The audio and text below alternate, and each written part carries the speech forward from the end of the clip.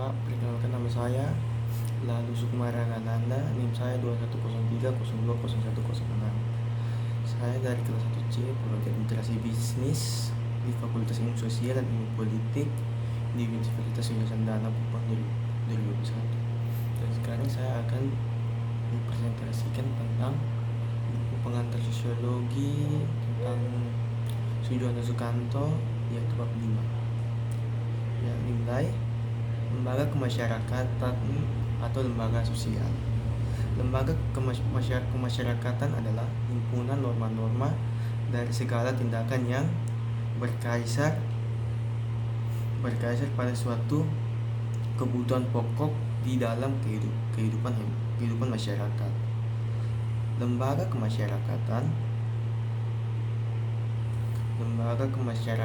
dari istilah asing, yaitu social inclusion. Lembaga masyarakat pada dasarnya memiliki beberapa fungsi, di antaranya sebagai berikut. Yang pertama, memberi pedoman kepada anggota masyarakat. Yang kedua, menjaga kebutuhan masyarakat yang bersangkutan. Yang ketiga, yang terakhir, memberikan gagasan kepada masyarakat untuk mengadakan sistem pengadilan sosial. Lembaga masyarakat merupakan terjemahan langsung dari istilah asing. A. Proses pertumbuhan lembaga kemasyarakatan. Yang pertama, norma-norma masyarakat. Di sini norma-norma dalam masyarakat terbentuk secara tidak sengaja, namun lama-kelamaan norma tersebut dibuat secara sadar. Yang ada dalam masyarakat mempunyai kekuatan meningkat yang berbeda-beda. Untuk dapat membedakan kekuatan mengikuti norma tersebut secara sosiologi, dikenal adanya 4 pengertian. Yang pertama, cara atau use. Yang kedua, kebiasaan. Yang ketiga, tata kelakuan. Yang keempat, adat istiadat. Masing-masing pengertian di atas mempunyai dasar yang sama, yaitu masing-masing merupakan norma-norma kemasyarakatan yang memberikan petunjuk perilaku seseorang yang hidup dalam masyarakat. Setiap pengertian di atas mempunyai kekuatan yang berbeda, karena setiap tingkat menunjukkan kekuatan yang lebih besar supaya menaati norma. Cara. Yang pertama, cara lebih menonjol di dalam hubungan antara individual masyarakat. Suatu penyimpanan terhadapnya tidak akan mendapatkan hukuman yang berat, tetapi hanya sekedar catatan sari individu yang dihubunginya. Yang kedua, kebiasaan mempunyai kekuatan yang mengikat yang lebih besar daripada cara. Kebiasaan yang diartikan sebagai perbuatan yang diulang-ulang dalam bentuk yang sama merupakan bukti bahwa orang banyak menyukai perbuatan tersebut. Yang ketiga, tata kelakuan mencerminkan sifat-sifat yang hidup dari kelompok manusia yang dilaksanakan sebagai alat pengawas secara sadar maupun tidak sadar oleh masyarakat terhadap anggota-anggota. Tata kelakuan kekal serta kuat integrasinya dengan pola perilaku masyarakat dapat mengikat kekuatan mengikuti menjadi kostum atau alat istiadat. Norma-norma tersebut setelah mengalami suatu proses pada akhirnya akan menjadi bagian tertentu yang lembaga kemasyarakatan.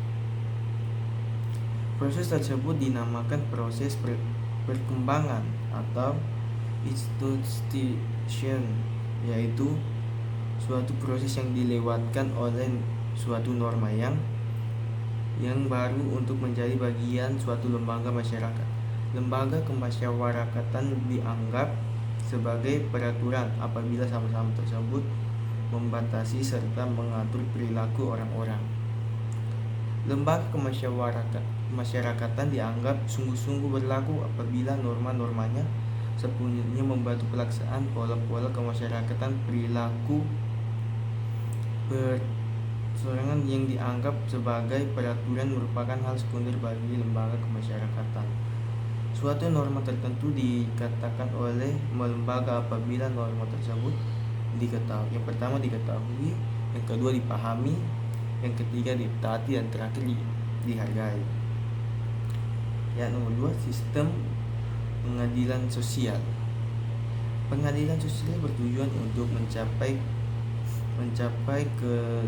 keserasian antara stabilitas antara perubahan-perubahan dalam masyarakat atau suatu sistem pengadilan sosial bertujuan untuk mencapai keadaan damai melalui keseriasan antara kepastian dengan keadilan.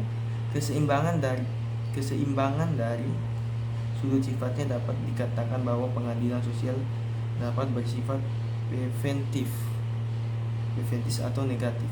Preventif merupakan suatu usaha mencegah terhadap terjadinya gangguan-gangguan pada keseharian antara kepastian dengan keadilan. Sementara itu, usaha-usaha yang repetitif bertujuan untuk mengembalikan kejayaan yang pernah mengalami gangguan. Dan alat-alat pengadilan sosial dapat digolongkan paling sedikit, yaitu 5 golongan. Yang pertama, mempertebal anggota keyakinan masyarakat atau kebaikan norma-norma kemasyarakatan. Yang kedua, memberi penghargaan kepada anggota masyarakat yang taat pada norma-norma kemasyarakatan. Yang ketiga, mengembangkan rasa malu dalam diri atau jiwa anggota masyarakat jika mereka menyimpang dari norma-norma kemasyarakatan yang berlaku. Yang keempat, menimbulkan rasa takut. Yang kelima dan terakhir, menciptakan sistem hukum yang tata tertib dengan sanksi yang tegas bagi para pelanggar. Sekian dari saya, terima kasih semuanya.